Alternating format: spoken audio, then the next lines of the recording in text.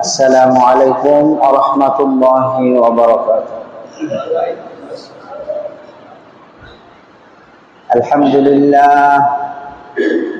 الحمد لله نحمده ونستعينه ونستغفره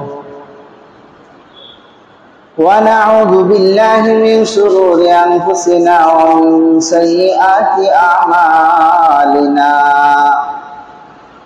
ونشهد أن لا إله إلا الله وحده لا شريك له ونشهد أن سيدنا وسندنا وحبيبنا وطبيبنا ومولانا محمدا عبده ورسوله أرسله بالحق بشيرا ونذيرا وداعيا إلى الله بإذنه وسراجا وقمرا منيرا.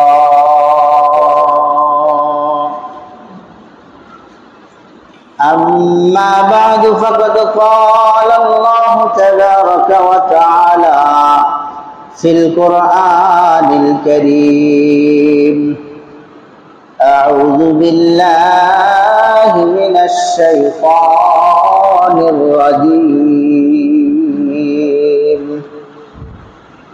بسم الله الرحمن الرحيم.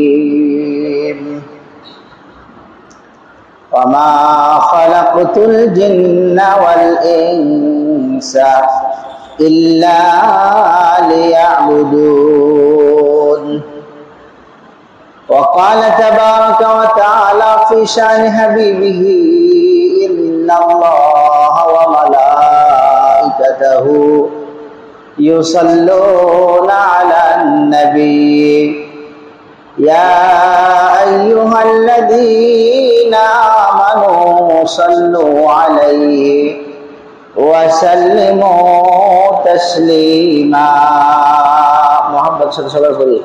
اللهم صل على محمد وعلى آل محمد كما صليت على إبراهيم وعلى آل إبراهيم إنك حميد مجيد.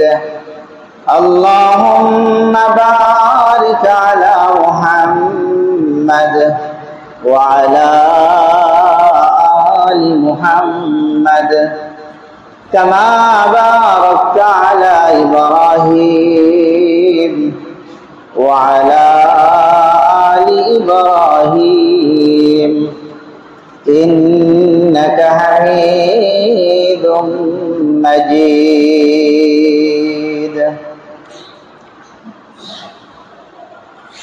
সমস্ত তারিফ ও প্রশংসা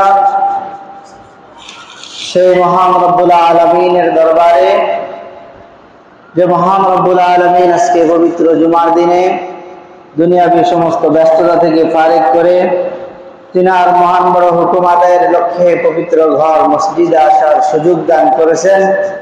এই জন্য সকলে দিল থেকে শুকরিয়া বলি আলহামদুলিল্লাহ। অতঃপর লক্ষ কোটি দরুদ ও সালাম আবারও জানাই আকায়ে নামদার তাজদার মদিনা দুলালে আমিনা আহমদ মুস্তাফা মুহাম্মদুর রাসূলুল্লাহ সাল্লাল্লাহু আলাইহি ওয়াসাল্লাম।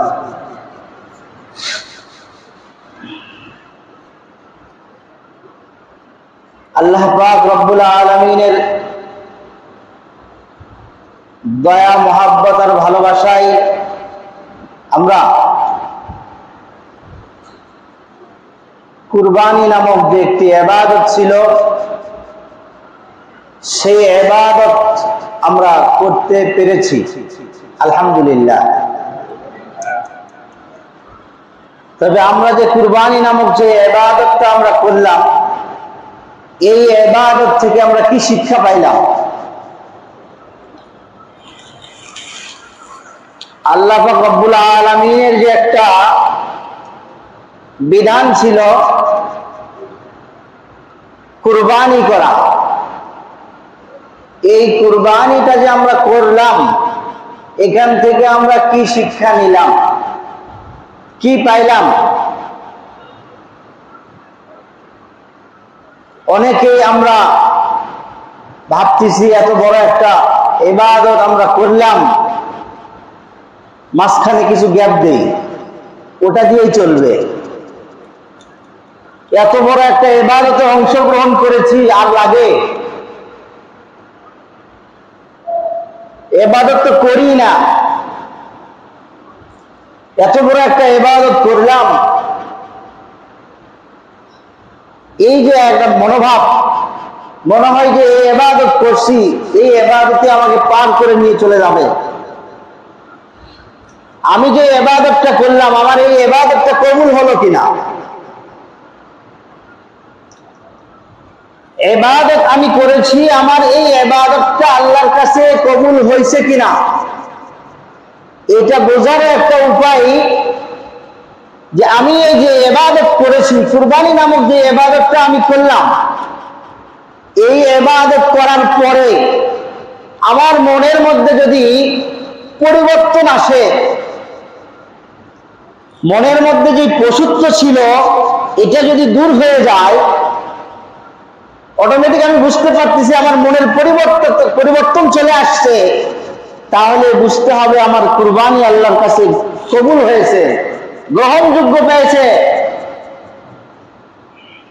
আমার আগেও যেমন মনের মধ্যে আমার পশুত্বতা ছিল, মনের পশুত্বকে লালন করেছি, এখনো ঠিক তদ্রূপ ভাবে আমি মনের পশুত্বকে লালন করতেছি, তাহলে আমার কুরবানি আল্লাহর কাছে কবুল হয় নাই।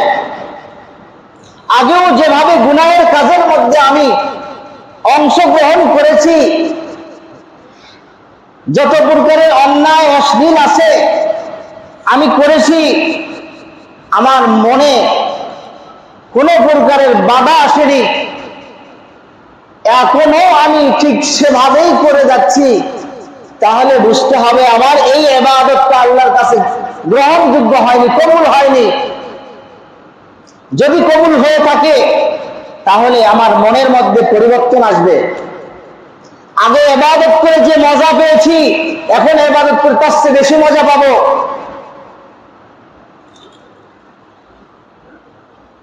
অবশ্যই মনের মধ্যে আমার পরিবর্তন আসবে। আগে নামাজ পড়তে আসতে কষ্ট পাইছি, এখন যদি আমার কুরবানি কবুল হয়ে থাকে, আমার এই ইবাদত যদি আল্লাহর কাছে কবুল হয়ে থাকে, তাহলে আমি নামাজ পড়তে আসতে আমার কাছে ভালো লাগবে, মজা লাগবে। কারণ আমার মনের মধ্যে যে পশুত্ব ছিল সেটা আমি কুরবানি করে দিয়েছি। আর যদি সেটাকে কুরবানি করতে না পারি, তাহলে আমার মন চাই জিন্দেগি, যেভাবে আমার মন চাই সেভাবে আমি চলবো, এটাই আমার কাছে ভালো লাগবে। মন যেভাবে চাই, কারণ আমার ভিতর যে পশুত্ব আছে, এই পশুত্বকে আমি কুরবানি করতে পারিনি, যার কারণে আমি আজকে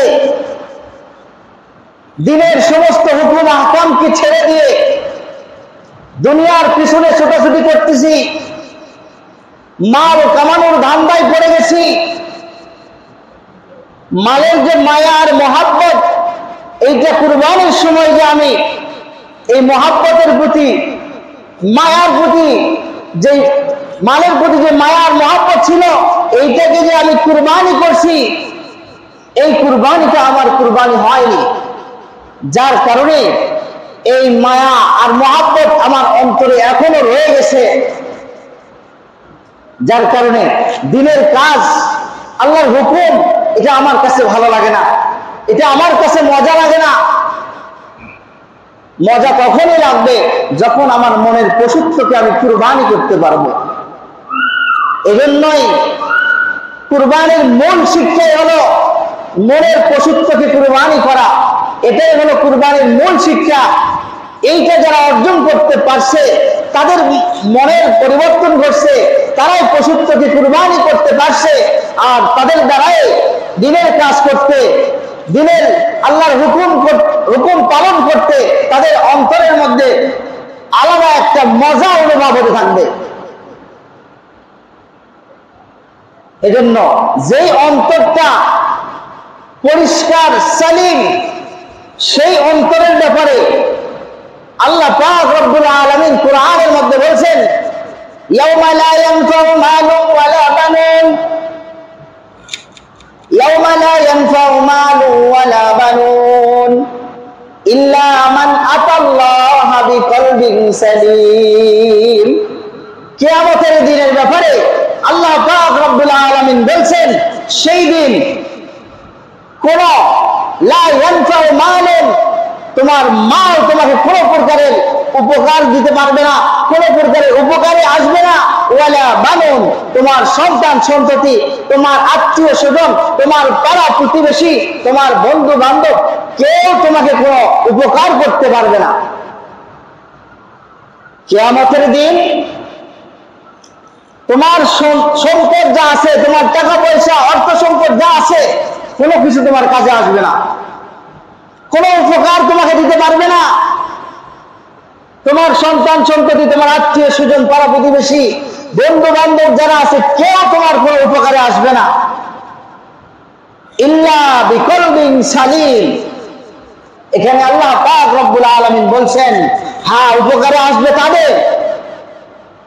তাদের উপকারে আসবে, তারাই কেবল বাঁচবে, তারাই কেবল রক্ষা পাবে যারা আতাল্লাহা বিকলবিন সালিম, যারা আল্লাহর কাছে আসবে কলবে সালিম, অর্থাৎ প্রশান্ত আত্মা নিয়ে যারা আল্লাহর কাছে আসতে পারবে, কেবল তারাই উপকার পাবে, তারাই মাত্র লাভ পাবে।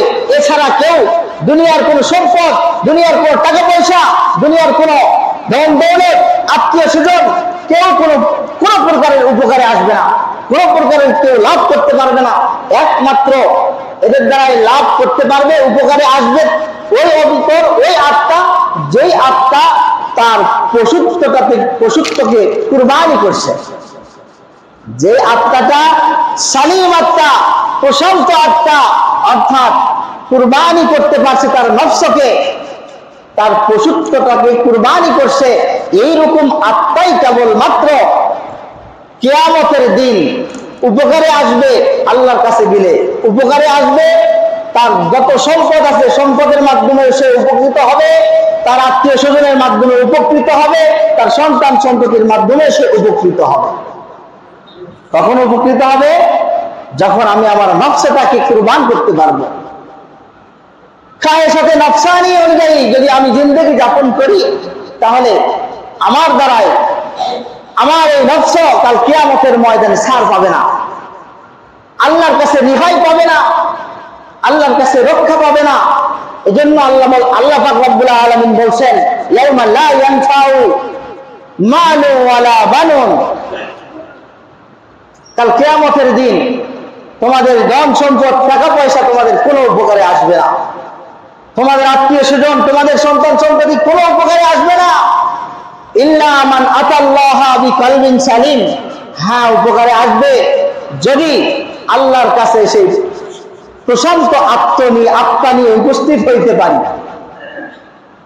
আল্লাহ পাক রব্বুল আলামিন সেই কুরবানি থেকে যে শিক্ষা, সেই শিক্ষা আমাদের সকলকেই গ্রহণ করার তৌফিক দান করুন। সকলে বলুন আমিন। আমরা কুরবানি দিয়েছি, এত বড় একটা ইবাদতে অংশগ্রহণ করেছি, কিন্তু সেখান থেকে আমরা কোনো শিক্ষা নিলাম না, সেখান থেকে শিক্ষা আমরা নিলাম না, শিক্ষা গ্রহণ করলাম না, তাহলে আমার এই কুরবানিটা ব্যর্থ যাবে। এত বড় একটা ইবাদত করলাম, এত অর্থ সম্পদ খরচ করে একটা ইবাদত আমি করলাম, ইবাদতে অংশগ্রহণ করলাম, কিন্তু সেখান থেকে আমি শিক্ষা নিলাম না। আমার মতো বেওকুফ, আমার মতো নাদান, আমার মতো মূর্খ আর কেউ নাই। কারণ আমাকে তো সামনে চলতে হবে। এই শিক্ষা নেওয়ার জন্য আল্লাহ পাক রব্বুল আলামিন এই কুরবানি নামক ইবাদত আমাকে দিয়েছে, যাতে এখান থেকে আমার দুনিয়ার প্রতি যে মায়া, সম্পদের প্রতি যে মায়া, এই যে মহব্বত, এইটা যাতে আমার অন্তর থেকে দূর হয়ে যায়, এটাকে যাতে আমি কুরবান করতে পারি। এজন্য আল্লাহ পাক রব্বুল আলামিন এই বিধানটা দিয়েছেন। আমরা শুধু কুরবানি করলাম, গোশত খাইলাম, আর আমাদের ইবাদত হয়ে গেল, না, তা নয়। এই ইবাদত আমার কবুল হয়েছে কিনা, এই ইবাদত আল্লাহর কাছে গ্রহণযোগ্য হয়েছে কিনা, এটার প্রমাণ হবে এই ইবাদতের পরে আমার অন্তরের মধ্যে একটা আলাদা দ্বীনের প্রতি, আল্লাহর হুকুমের প্রতি আলাদা একটা টান আর মহাব্বত যদি পয়দা হয়, তাহলে বুঝতে হবে আমার এই ইবাদতটা আল্লাহর কাছে গ্রহণযোগ্য হয়েছে, কবুল হয়েছে। এজন্য যে কোনো ইবাদত আমরা করব, যে কোনো ইবাদত করব, এই ইবাদতটা আমার কবুল হলো কিনা এটা বোঝার উপায় এর পরবর্তী যে ইবাদত আসতেছে সেই ইবাদতের প্রতি আমার মায়া আর মহাব্বত আর টান যদি থাকে আগের চেয়ে বেশি, তাহলে বুঝতে হবে আমি যে আগে যে ইবাদতটা করেছি এই ইবাদত আল্লাহর কাছে কবুল হয়েছে, গ্রহণযোগ্য হয়েছে।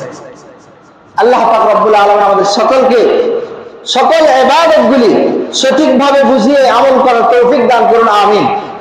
কারণ আল্লাহ আমাদেরকে সৃষ্টি করেছেনই এই জন্য, ওয়া খালাকতুল জিন্না ওয়াল ইনসা ইল্লা লিয়াবুদুন। আল্লাহ পাক রব্বুল আলামিন বলছেন আমি কেবলমাত্র জিন আর ইনসানকে সৃষ্টি করেছি এই উদ্দেশ্যে যে তারা আমার ইবাদত করবে। সৃষ্টি করার উদ্দেশ্যই হলো ইবাদত করা। আমাদের জন্য শুধু খাওয়া আর পড়ার জন্য ইবাদত আমাদেরকে সৃষ্টি করা হয় নাই। আমাদের যেই চলাফেরা, আমাদের যে বেশভূষা দেখলে মনে হয় যে আমাদেরকে আল্লাহ পাক রব্বুল আলামিন মনে হয় সৃষ্টি করেছেন শুধু খাওয়া পড়ার জন্য। আমরা খাওয়া পড়ার জন্যই শুধু ব্যস্ত, দুনিয়ার যা কিছু আমরা করতেছি শুধু আমাদের খাওয়া পড়ার জন্য।